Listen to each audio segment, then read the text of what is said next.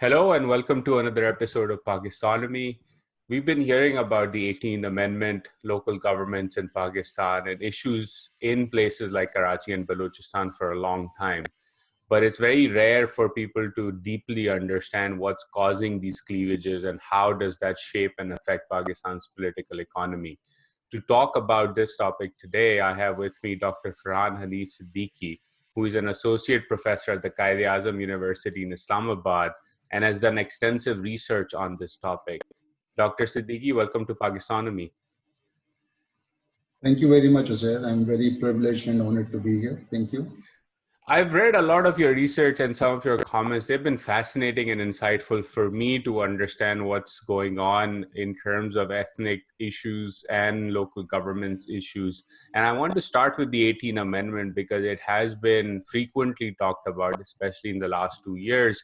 And the expectation was that when the 18th Amendment was passed by the People's Party, that power, now that it had been dissolved to the provinces, would go further down. But that didn't really happen. We've had several local government legislations, elections, then the legislation has been taken away, etc.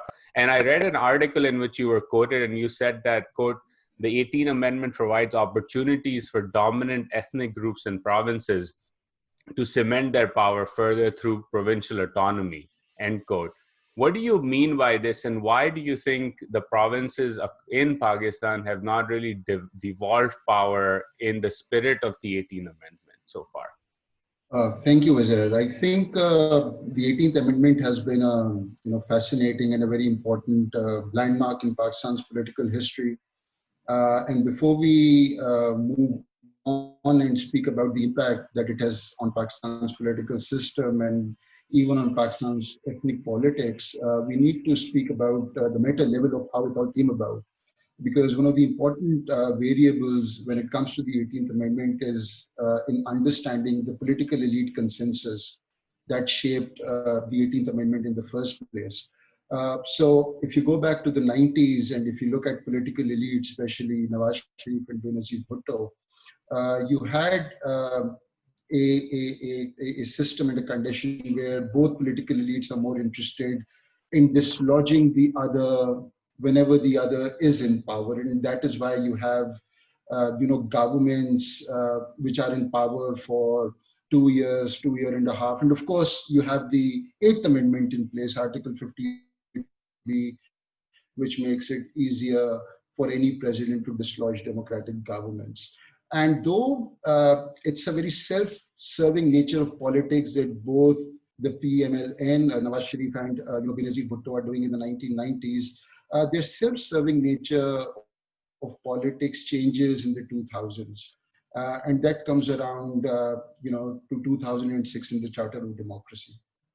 And what happens here is that they realize that whenever military regimes and military governments in power, they tend to bring about their own favored political elites, they tend to engineer their own political parties, and then they, as representatives of the people, lose out.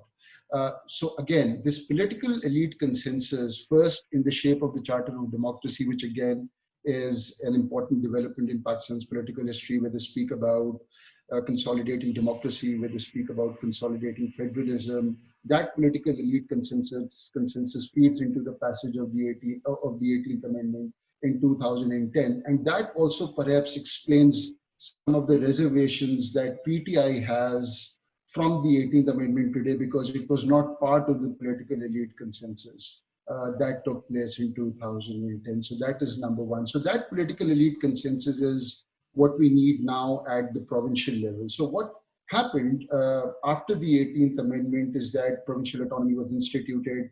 You had 18 ministries devolved down to the provinces, but that's, so to speak, came into conflict with the local body system.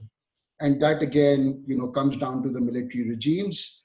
Musharraf, Zia, Ayub, look at all these three regimes and governments, and you see that what they rely on is a very monistic conception of sovereignty, if you will, where you have a central government which bypasses provinces, which does not cater to provincial autonomy and goes straight down at the local bodies levels, and then provides direct funding to these bodies, which empowers them and makes them um, more resourceful and more powerful. And that is what happened under Musharraf and his local government system. So now, uh, under Musharraf, you had a local government system in which where land and resources, taxation, even police came under the ambit of the local government.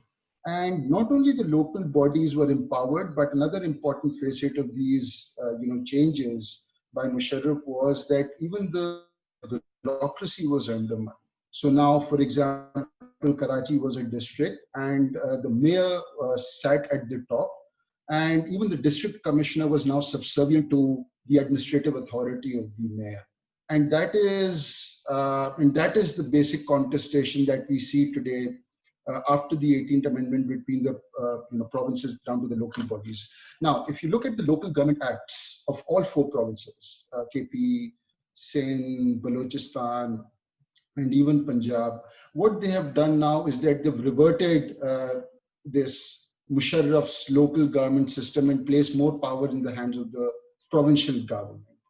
And in Sindh, especially, the situation is more problematic because you have a bipolar structure of power, if you will. So at the local level, you have a party which is the NQM, which is well entrenched. And at the provincial level, you have the People's Party, which is dominated by the Sindhi ethnic group. And that is what feeds into the conflict at the provincial level. And it is very interesting, and this is again an important manifestation, that after the 18th Amendment, the argument over the dominance of Punjab or the Punjabi domination, that has become less salient compared to what it was, in the immediate years after partition, or even up until the time that the 18th Amendment was passed. So now, because provinces are now more empowered after the 18th Amendment, so the level of ethnic contestation has now become more horizontal. So it is now between the Sindhis and the Muhajirs in Sindh. It is about the Pashtuns and Hazaras in KP. It is about the Pashtuns and Baloch in Balochistan. It is about between the Punjabis and Saraikis in Punjab. Not that these conflicts were not there before. These are not novel manifestations. It's that the 18th Amendment has made them more prominent, made them more pronounced. So now this is the level of contestation, especially if you look at the local government systems, the local government acts. You'll see that all four provinces have now given more power to the provinces. The local bodies and their powers as existed, under Musharraf, they have now been taken away. And the problem is more concentrated in Sindh, as I argued, because you have the MQM as a party which is more entrenched, more powerful at the local level as compared to other provinces. So if you go down and look at the local government elections in Punjab, in South Punjab especially, you do not have those Saraiki ethno-nationalist parties being as dominant, as resourceful as the MQM. So these local bodies elections were swept away by the PMLN or the PTI, whoever was in power, by the PMLN especially when the elections took place at the time. Again, local government elections in the Hazara division, and you had the PTI sweeping through it the last time that these took place. In Balochistan, again, the parties that were in power at the provincial level or even at the mainstream level, they were the ones who swept, the local bodies elections. But that is not the case in Sindh, because the MQM now stands to, in contrast to, the Pakistan People's Party, which is in power. And that is why, ironically, when you come to understand, the powers of the local government versus the power of provincial governments, you find that the talk is only about Karachi. Hmm. It's not about Lahore. It is not about Peshawar. It is not about Quetta. So why is it a problem only in Karachi, the local bodies' powers or the power of the local bodies or local government systems? And that is because you have to impute this variable of a very powerful, dominant, political party, the NQM, which tends to make the case for local bodies against, the provincial government and Sindh. And I want to get into Karachi in just a bit, but before I do that, couple of interesting things you mentioned. One, I want you to briefly comment on the uniqueness and the importance of the Charter of Democracy, because I think given so much time has passed, people often forget how even though it was not fully implemented in the spirit of the document. And people often quote like, you agreed on these things but you never implemented them, etc. But it was a big step, right? And even though parts of it were implemented, they were transformative. So I want you to just, in the context of Pakistan since 1947, how big of a shift was the Charter of Democracy? And then secondly, we've seen, that the ethnic cleavages have sort of moved away from Punjabi versus everyone else down to the uniqueness of each province. But particularly in Punjab, in recent years, we've seen that right around election times, you have the move towards a southern Punjab province, and then political elites sort of come together, electables shift to different parties that are about to win, and then it dies away. Why is that the case? Because again, I find it, as someone who grew up in Karachi, pretty unique that consistently, like, okay, you can do this once or twice as an elite to horse trade and trade for power, but you haven't really seen a sustained movement for a province out of there. And I was just curious to get your thoughts on those two things. Sure. The Charter of Democracy, I think it's again, a very important landmark development in the context of how Pakistan's, political history runs. And when you speak about factors which feed into, the consolidation of democracy in any social and political context, it is absolutely important how political elites, despite being in opposition to each other, have a minimal consensus on the perpetuation of democracy. And that was not the case in Pakistan before the Charter of Democracy came about. So, because we have lived in a political system dominated by the military, and then in post-military phases, except for the 1970s, where you had the People's Party, which was relatively powerful and dominant. But after Ziaul Haq and after his death in 1988, the system that came about was a system which, in a post-military hegemonic context, still had a strong leverage of the military instituted within the political system. And that is, again, the Eighth Amendment and Article 58 to be through which elected governments could be dismissed. So political elites at the time were more interested in terms of overseeing that they perpetuate their time in power. They were willing, for example, to dislodge, the government in power by making, deals with the military or the opposition, and that was the entire, aura of how, or the way that politics, ran in Pakistan at the time, and that is, the case of political elites in Pakistan from 47, let's say, up until 2006. And of course, when you have military regimes in power, they are bringing their own favored politicians, they're creating their own political parties, and they're minimizing, and they are, so to speak, excluding politicians and political parties who are opposed to them. So in that context, the 2006 Charter of Democracy is absolutely So important. in a way, I sorry to interrupt you here, but I know you said that the PTI wasn't party to it, and that's why it sort of has issues with the 18th Amendment. But in a way, Imran Khan was then right when he says these two parties agreed to do mukmuka. But that mukmuka, in a way, was needed at that time, because you cannot have political elites not agreeing to rules of the game in a democracy, because otherwise you continue through the cycle of the 90s. Would that be a fair statement?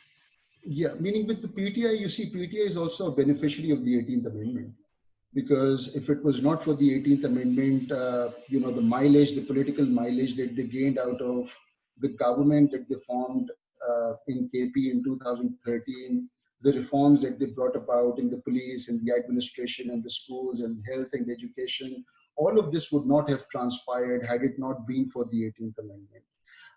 So I think at a deeper level, they recognize that the 18th Amendment was consequential in the success that they had at the provincial level, which of course catapulted them into power at the national level in 2018.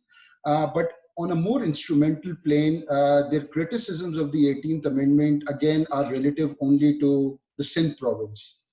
So that is where for them the 18th Amendment does not work. But when it comes to the 18th Amendment in Balochistan, or if there are problems in Punjab, or if there are problems in KP, about provincial governments having in more power. There is, there's not much of a say within PTI circles of how the 18th Amendment operates in the rest of the three provinces, whether it operates rightly, whether it operates wrongly. For them, because now they are entrenched electorally in Karachi, with the last elections, and because they are in a competitive, relationship with the two traditional parties, People's Party and PMLN. So their criticisms of the 18th Amendment is more instrumental, I believe, rather than being very deeply embedded, because again, it's a beneficiary, it took advantage of the 18th Amendment rather than being a victim of the 18th Amendment. So let's switch to Karachi then. You've done Yeah. a lot of research. You're from there. I'm from there. It's part of the mainstream discourse as we're speaking, given the rains and the blockages and the transportation issues. And there's a long list, and we can talk about just the issues of Karachi for a long, long time. But I want to start with something that I was reading your paper on, sort of Muhajir elites and how they perceive sort of themselves and the isolation, quote unquote, that they faced in Karachi. But one thing that was super interesting to me when I read that was, and I did not know it until I read your paper, was that it was actually Bhutto himself who began this sort of rural urban sin dichotomy with the quota system. And I want you to first explain that a bit and tell us again, to the listener who probably does not have a deeper understanding of how did we get to Karachi where the MQM was a dominant force. Then we can talk about what's happened since 2008 onwards. But why and how does the party of Bhutto, which now says that there will be no Taksim or partition in urban and rural Sindh, but it agreed to that partition back in the day. So how did that happen at the first time? Yeah, meaning the quota system is really interesting, and the last piece that I wrote on Muhajir ethnicity, I tend to argue against the argument that the quota system really discriminated against the Muhajirs. So I put a question mark at the end of it. So again, for the Muhajirs, the quota system and the division of Sindh into a rural and urban quota disadvantaged them. So that is number one. So now you have Karachi, Hyderabad, and Sakkar, which are the urban areas. The rest is all rural, and this means that now the Sindhis can come in and through their special quotas, and that, so to speak, undermines the privileges of the Muhajirs. Now, if you look at the quota system and the way that it was devised, then there was an additional 20% weightage of representation that was provided to the Muhajirs. So again, they were 20% of the population, and they were given a weightage of 40%. So the division of the quota system into an urban and rural category is 40% urban and 60% rural. And you So mean that in is how Sindh, right? in Sindh, because there is no quota system in the rest of the provinces, and that is the second criticism. Of the Muhajir community or the ethno-political elites that started making claims against Bhutto and the quota system, that why do you not have these systems in the rest of the provinces? Now, the interesting bit about the Muhajir ethnicity is that despite the fact that they made a lot of criticism of the quota system, my argument is that despite the quota system being in place, there were still avenues for the Muhajirs to get recruited into the bureaucracy. And one simple, fact that you can look at is the number of vacant seats that go from Karachi or from Sindh urban. I mean, Sindh urban seats that go into, the federal quota. Every year, a huge percentage of these seats are empty, meaning you do not have enough candidates who are coming into our federal bureaucracy on merit from Sindh urban areas. And what does this tell you? What this tells you is that a lot of these students from Sindh urban areas, you could say a majority of them Muhajirs, they're now going into the private sector, and that has been the case since the 1980s. So what happened with Bhutto's changes in the bureaucracy, that once the power of the elite CSP was taken away and the system of lateral entry was instituted, the bureaucracy and recruitment into the bureaucracy became less fashionable for the Muhajir elites. or even for the Muhajir, public at large. So if I can tell you about myself in the 90s when I was graduating from the University of Karachi, a lot of people, students around, we were not interested, going for CSS. The reason, because maybe the perks, the privileges, bureaucratization, progress, corruption, right? So it was not the best, profession that you would want to go to. So it was more fashionable and more privileged, let's say before Bhutto introduced his overall reforms, not just the quota system, but it became less fashionable, for a lot of people in Karachi after the 80s and 90s. And again, the argument was that the bureaucracy has become politicized. So There's a lot. in a way, the MNC or the bank or whatever that was Yeah, headquartered in Karachi became a more lucrative option exactly. if you were Even, educated and coming from yeah. that type of background, right? Exactly. You could go into academia, you could go into the legal profession, you could go into journalism. So that sort of avenues were still open for the Muhajir elites. But of course, the MQM and Altaf Hussain and others, when they formed APMSO, when they formed the MQM, they made this quota system as the basis of their ethno-political mobilization. But again, we have to see the kind of linkages that develop, that are there down at the local level, and of course the kind of discourses that are being framed by ethno-political elites. There are always disjunctures there. But anyway, the MQM fed upon it, right? And that helped it mobilize through the 80s, through the 90s. But now what has happened with the MQM is starting the 2000s, it is suffering from what you can call as a crisis of discourse legitimation. So its empowerment in the 2000s, when it became part of Musharraf's local government system, when it was embedded at the local level, when it was embedded at the provincial level, when it was embedded at the federal level. So its empowerment did not go around with its traditional discourse of deprivation and discrimination. And that is where you see in the 2013 elections, you had the PTI making big inroads into Karachi.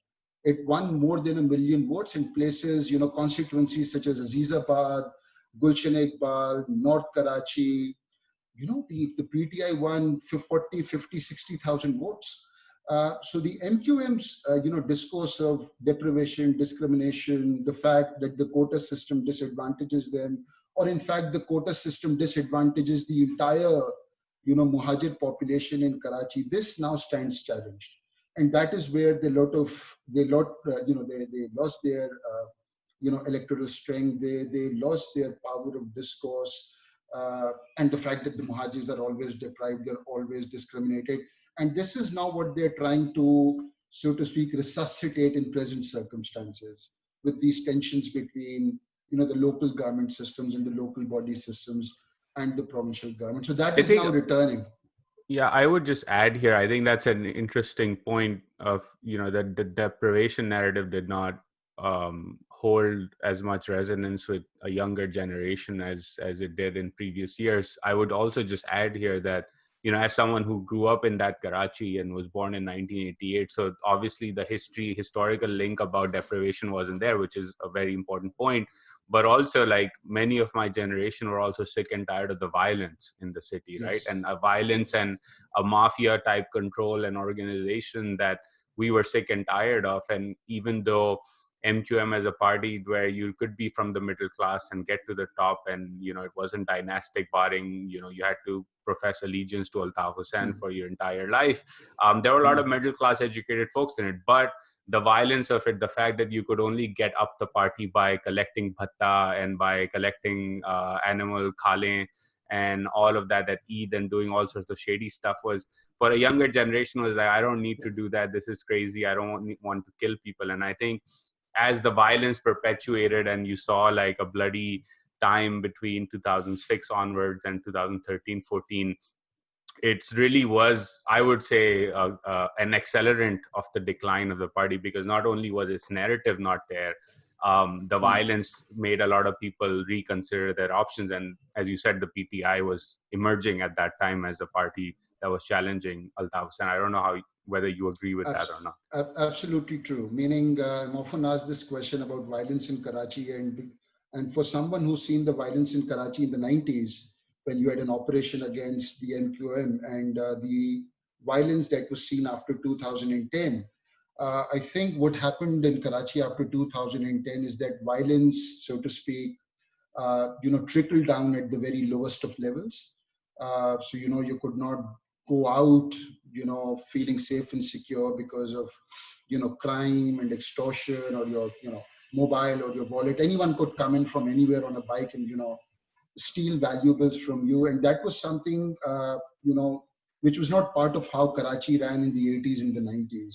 So the trickling down of violence down at the level where, you felt very unsafe, that you felt very insecure. And of course, that feeds into the entire political economy of land, right? In which the MQM, in which, the groups in Liari, even the religious groups, the TTP, for example, in Karachi, made a lot of money out of. So that, so to speak, meant that Karachi became an absolute mess. And again, for a younger generation, and of course for people who had seen violence for the last 30 years, they just could not, come around to the fact that this violence needs to continue. And that is where PTI offered a fresher alternative, speaking about service delivery, speaking about the problems of Karachi, speaking about ending violence, speaking about instituting, uh, uh, you know, regularities in the way that the entire city works. So yes, of course, meaning for this generation, and of course for people living in Karachi for the last 30, 35 years, this violence, crime, extortion, the fact that, the city could just shut down, on a single call by, Altaf Hussain and the MQM leadership. So that is something that they were very sick and tired of. And of course, that is very, very important in terms of understanding of how the entire, discourse of the MQM became, less attractive, and how the PTI offered a much fresher alternative to the stale politics of the MQM.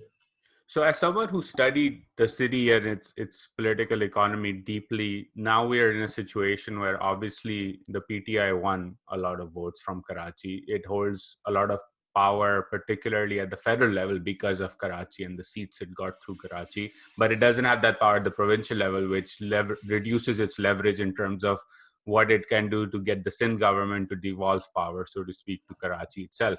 How do you see this playing out? Because it is a very unique dynamic within the Pakistani political economy, where you have the beating hub of the economy and the most populous city of the country basically in the dumps, if I can be blunt about it, where the ruling party in the center in Islamabad derives a lot of power from its support within that city, but it can't really do anything meaningful with that power to improve the lives of the voters who voted for it. And 2 years have passed since they were elected. So how do you see this playing out in sort of the Yeah. more elite bickering and power brokering that occurs in Pakistani politics, like any other democracy? How does the situation become better for the people of Karachi given this Yeah. setup? Yeah, meaning it's Karachi is again a truly fascinating, case study. And now you have a, tripolar structure of power, within Karachi.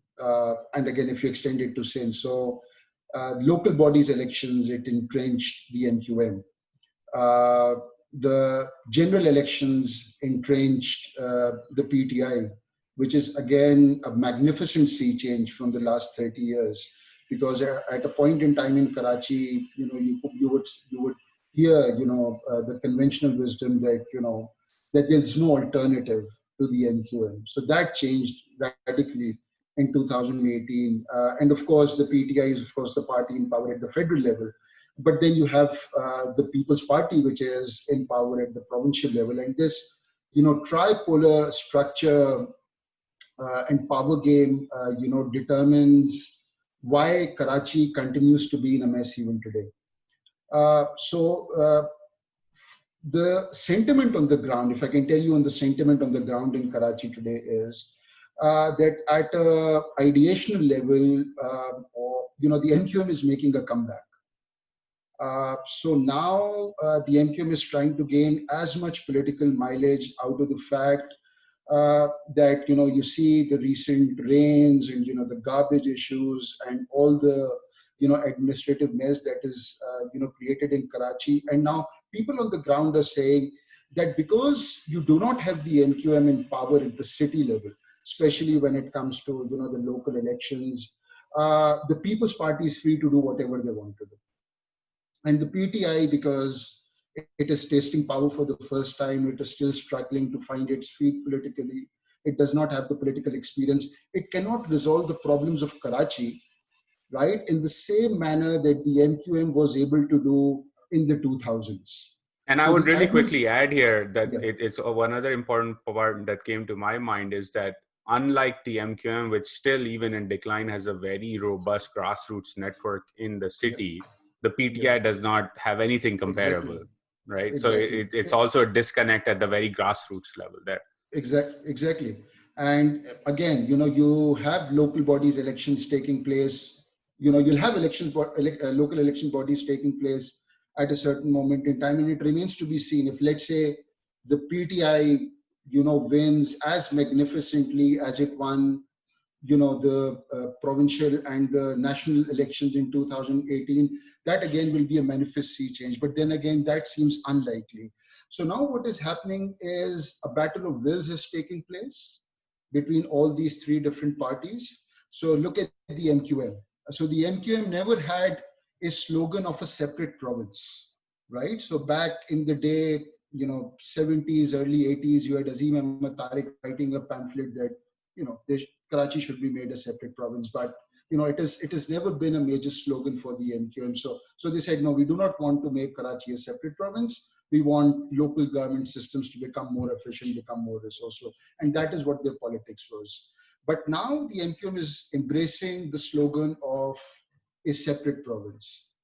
And the reason why they're doing it is because they're in political contestation with the People's Party, but not only with the People's Party, but also with the PTI. So the alliance between the MQM and PTI is not a very, it's a very uneasy alliance. Look at what the PTI is doing, is because now it is finding it difficult, to go around and resolve the problems of the people. The talk now is of, giving Karachi back to back as a federal subject, or being governed from the center, because the problems are so huge that you need a federally mandated system of governance in Karachi. So that is PTI's answer.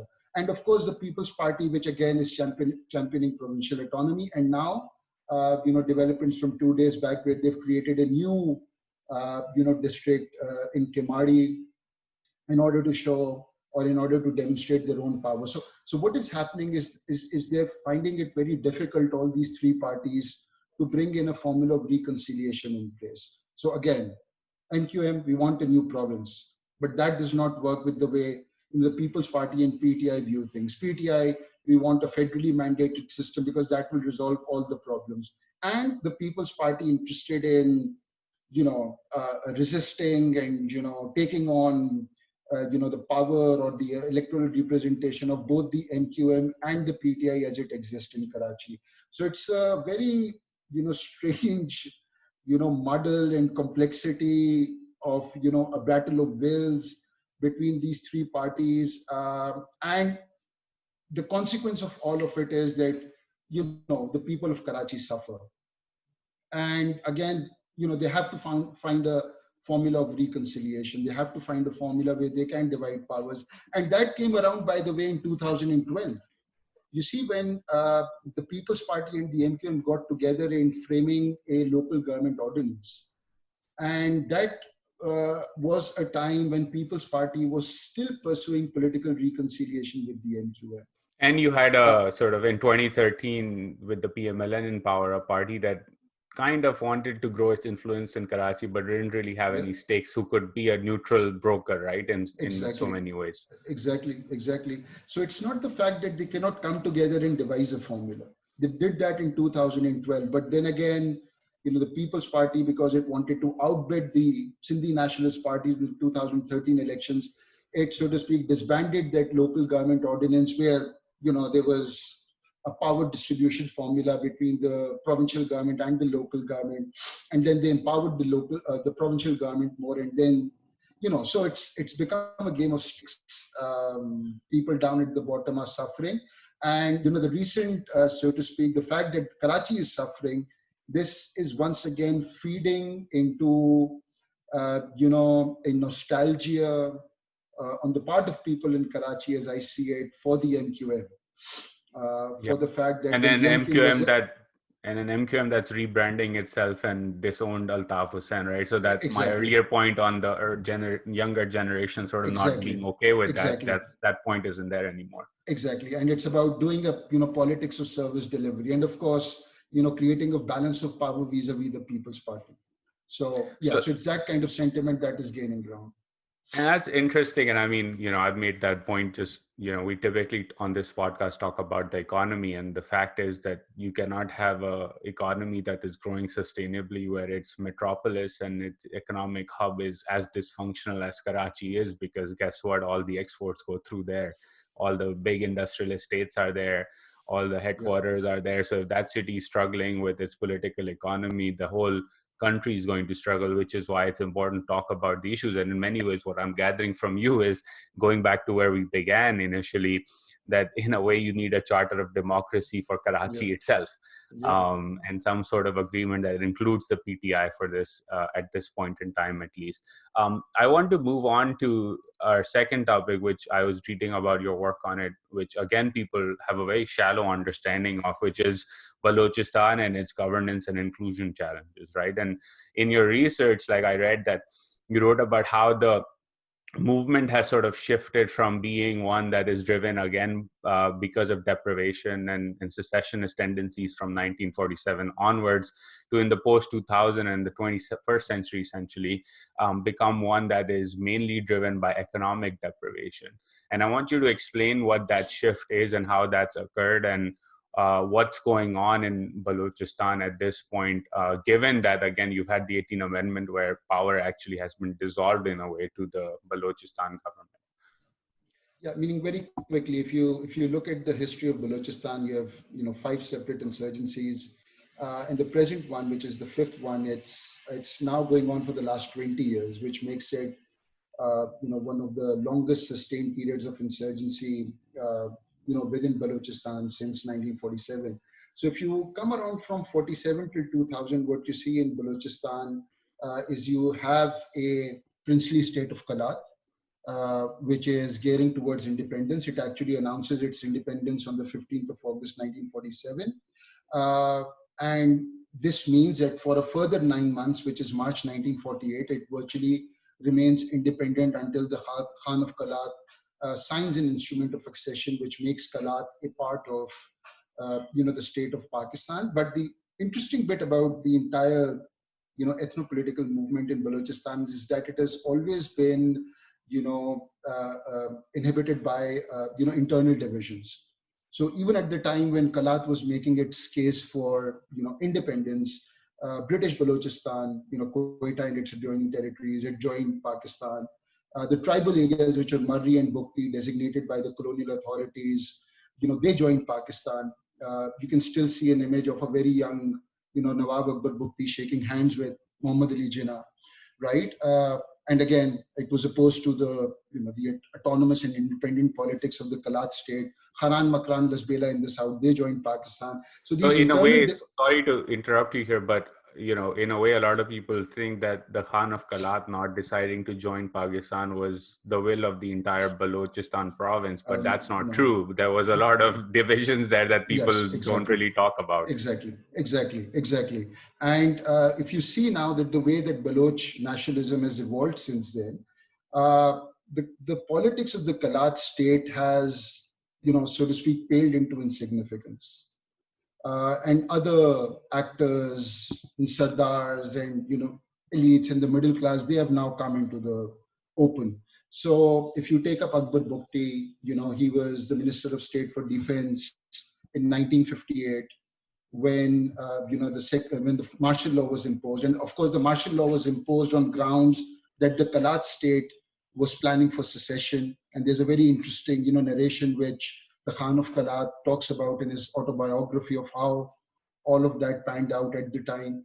Uh, the 70s, Akbar Bukti, was the governor of Balochistan. He was not part, of the civil war, of the insurgency, that took place at the time. But in 2000s, and now today, you cannot speak of, ethno-political or ethno-nationalism in Balochistan without putting, Akbar Bukti at the very top of it, because, he was assassinated and he was killed, by Musharraf. So these internal divisions are very profound. And the insurgencies, and this is my argument, that from 47 to 2000, that these insurgencies were all a consequence of political factors. Not that the economic factors were not there, but it was mainly political factors. So Kalat joining Pakistan or not, that framed the insurgency. And again, it was very minuscule in 48. 58, again, the Khan of Kalat plotting for independence, a political act. In the 60s, under Ayub Khan, they tried to change the Sardars of, even Marvis and especially the Mengals as well. That did not work out, again, political. 70s, Bhutto dismissed, the NAP government in 1973. Again, a political act which fomented the insurgency. But in the 2000s, especially with the state's development, narrative, talk about Gwadar and, talk about Rekodek, and the fact that development and socio-economic development, forms such an important facet of how, the Pakistani state sees Balochistan developing, in the near to the long-term future, has now meant that it is economics which is now the driving point of, the insurgency. So again, around 2003, 2004, it was shaped over, the royalties from, the PPL, which is part of the Dera Bukti area. Again, it was a very localized dispute, which became a Baloch nationalist dispute because we were not able to, put, compromise and reconciliation into place at the time. If you ask this argument that whether Akbar Bukti was a secessionist, not true, because till the very end he was open to negotiation with the Pakistani state. So now because of CPEC, now because of the Gwadar port, economics is very important. You take a Brekodek, for example, and you had an interesting, kind of politics and, the way that it worked there, because under provincial autonomy, after the 18th Amendment, the Supreme Court argued that it is the provincial government which should determine the negotiations between, the company, which was TTC, and again, Pakistan is now facing prospects of, of paying, I think, $12 billions of billion, dollars. Yeah. billions of Yep. dollars in penalty. So again, in terms of empowering Balochistan, yes, their share in the national kitty has increased after the 7th NFC award. There are now more resources flowing down to the provinces. But I think in terms of what they can get, and in terms especially of political alienation, that still continues to resonate in Balochistan. And now, the ethno-political movement itself, it's trickled down to the masses and especially the middle classes. So, if you could look at the statements of Allah Nazar Baloch, who commands the BLF, and his statements, before the 2018 elections, he came out with a statement asking the Baloch not to vote for an elections and very critical of the Sardars, saying that the Sardars have sold out Balochistan. They did not really interested in the development of Balochistan, very critical of the late Hasil Bizinjo and all of these accommodationist politics who think that provincial autonomy can work and Balochistan can progress that way. So there is a difference of narratives and differences of strategies between the secessionists who want complete independence and the accommodationists who want to work out a formula within the territorial confines of the Pakistani state, and they believe there is room there.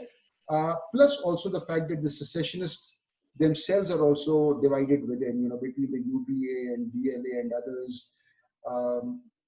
So there's a fair bit of division there, and again, you can find some room for reconciliation as well. For example, if you go down to 2015, for example.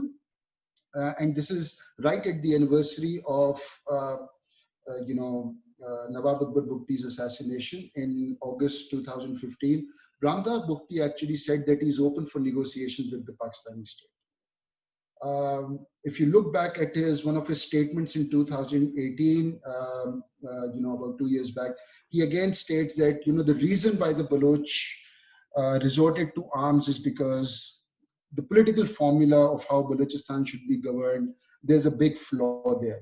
So it's not that secession is something of a goal, as much as, if there is a political reconciliation in which, financial resources coming in from CPEC, others can be redistributed between the center and the Balochistan, the Baloch government, and that kind of a formula worked out, that is something that they can work with. And again, he's critical, of course, of centering Kalat, as the center of nationalist politics, because the book piece. So it's that kind of internal divisions that's still in here. And again, the economics of how Balochistan is positioned at the center of CPEC and everything, that I think is more important these days. And how effective do you think, or ineffective do you think, was the Balochistan package that was announced a few years ago? I think it was under the People's Party government, if I'm recalling correctly at this point. It was a big moment, I think, again, in terms of taking a step towards reconciliation. And the NFC award obviously was a continuation of that. We have another NFC negotiation coming up. But again, I think going back to your earlier point, right, you sort of, with the 18th Amendment, shifted away from Punjabi dominated elite dominating everyone else towards more power towards the provinces. So that opens doors for interesting measures to reconcile the differences between places like Balochistan, Karachi, etc. But specifically in the Baloch context, like, do you think that that Balochistan package was effective in communicating and signaling a shift of the Pakistani state towards how it deals with the Baloch people? Yeah, I think it was because if you look down to the provisions of the Ghazi Hukuk Balochistan package, the number of scholarships, for example, for Baloch students were increased, and they have increased over time. Even the representation of the Baloch into the military and the bureaucracy, there's a provision for there as well, and the numbers are increasing slightly.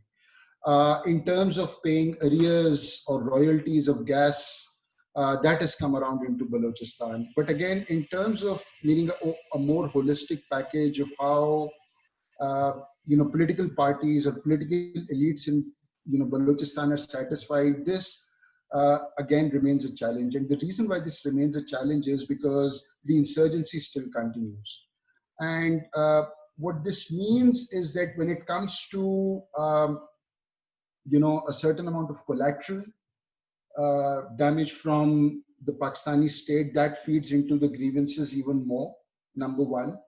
And another important element in terms of, impacting political grievances in Balochistan is the electoral process.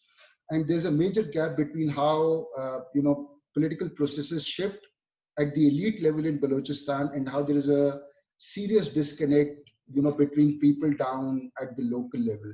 So in 2017, for example, when you had the emergence of a new provincial setup, a new party, the Balochistan Awami Party, and you had a sudden change, at the elite level, at the provincial level. A lot of questions were raised about where this party came up from. Exactly, right, and that did not sync with with the people down at the bottom, and people down at the bottom knew what is happening.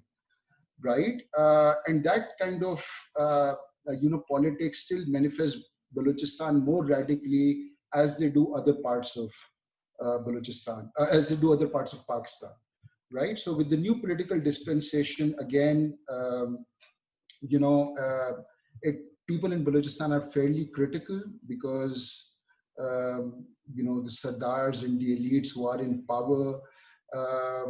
They still appropriate a lot of money, a lot of power, a lot of resources and privileges to themselves, number one. But then you have a party like Akhtar Mengals, who are more sensitive towards the locals. They're more sensitive towards the center as well. But the push and pull between the center and the bottom or the local grievances is where they find it difficult. Of how to go about with it. So again, they stood in elections. They are represented at the center, but because now, the insurgency, if you see in the last 2 years, the intensity of the insurgency is increasing. And this means that it makes it difficult for these parties such as Akhtar Mengals to do a kind of politics in which they can tell the people at the bottom that there's something good or something beneficial which is coming to them. So it's that kind of a disjuncture, or that kind of a, how do you say it, a disjuncture especially, which is coming around, which makes it difficult for these Baloch political parties to pacify the masses. And I think again, And that like, is, in a way, from the perspective of even Karachi and Balochistan, like you cannot have the largest province in size, like in Pakistan, in a state like Pakistan, be the center of an insurgency and expect the exactly. economy to progress. And I think that's why Yeah. it's important to reconcile and move forward rather than backward. But I think there's also another disjuncture, speaking of those, that comes to my mind, is that if you increase the scholarships and academic participation and opportunities for the middle class to be part of the state, those people, and especially younger students in particular, will be more outspoken about what they perceive as exclusions or oppression or whatever else the way they may want to describe it. They may be more outspoken for that. And if the state is more reactive towards that, then it only cements their and the masses perspective of the oppression that has, in a way, been perceived over a long period of time, and many of which is a fair critique of how the state has handled this situation. But I think that's also an important dysfunction there, right? Because as a growing middle class that is educated, understands its rights and perceives its rights in a certain way, constitutionally, it will express itself more. And if the state's reaction is, well, there's an insurgency going on, so we're going to clamp down on it and silence dissent, that only then fuels the fire to begin with. Yeah, meaning, you see, we were speaking about the accommodationists and separatists, and or the secessionists, and they having different political strategies of how to resolve the problem of Balochistan, either go independent or either work towards provincial autonomy. The one thing which is constant between both these streams is the discourse of grievances, right? So for any Baloch, whether who dreams of an independent Balochistan or who speaks about, you know, uh, recruiting himself into the bureaucracy or getting education, you ask them about the grievances, and the narrative and the discourse will be the same. So that needs to change, number one. Number two, yes, you have the middle class, which is, in Pakistan today, because you speak about also of a younger generation, you also speak about 60% of the population being part of this, younger generation. And that sense of resentment and grievances, feeds into how the Baloch feel the Pakistani state, has treated them since 1947. But then again, there's still a sizable number who are coming into universities, for example, Quaid-e-Azam universities, who are getting their education, who dream about recruiting themselves into the bureaucracy, who give these, CSS exams and provincial service exams. So yes, if you talk to them, the grievances or the discourse of grievances, will be manifest. But, in terms of, caring about their life, or, thinking about families and parents and brothers and sisters, they take, they look towards scholarships, they look towards employment, they look towards opportunities, which any middle class, family person or individual in Pakistan would look at. So again, and as long as these opportunities continue to persist in the system, which they are, I think these opportunities for reconciliation, that we're speaking of, they will continue to be there within the political system and the social system at large.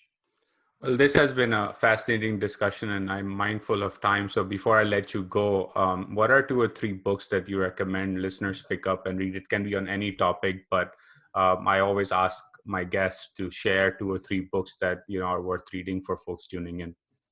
Right.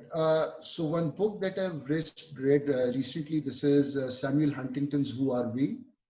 And I think this is very interesting read, especially in the context of all the racial conflict and the racist violence and white majoritarianism, if you will, that inflicts the U.S. today. So that is an interesting book that I read recently. Much of what I read is also has to do with what I'm writing at a particular moment in time. So I wrote this recent article on political parties and political culture, and I revisited you know, um, this very classical text by Gabriel Almond and Sidney Verbo on political culture and how cultural values, that democracy is not about only about electoral systems or procedures or institutions, but it is also about cultural norms and values that feed into the sustenance and consolidation of democracy. So that was one book which was it was a good book to revisit after a long time and base my arguments around it. Another one is on nation building. This is by Andreas Wimmer, in which he explains how countries come together and how they fall apart.